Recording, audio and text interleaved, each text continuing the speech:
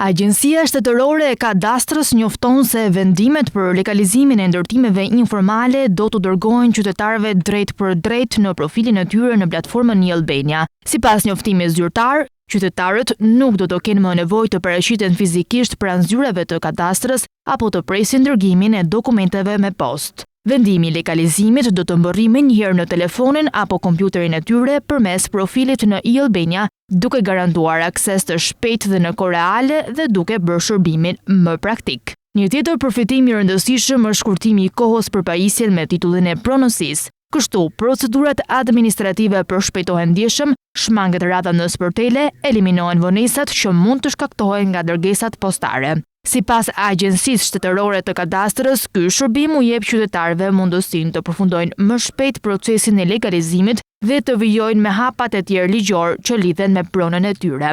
Gjithashtu, Agjencia Shtetërore e Kadastrës thekson se ky proces ofron siguri maksimale në dorëzimin e dokumentit pasi shpërndahet në mënyrë elektronike përmes një sistemi të certifikuar dhe të mbrojtur. Në këtë mënyrë, dokumenti është i aksesueshëm vetëm nga përfituesi, duke rritur transparencën dhe besueshmërinë e shërbimit. Digitalizimi i shërbimeve të kadastrës konsiderohet pjesë e reformës për modernizimin e administratës publike me synimin për të ofruar akses më të shpejtë dhe më efikas në dokumentet e pronësisë.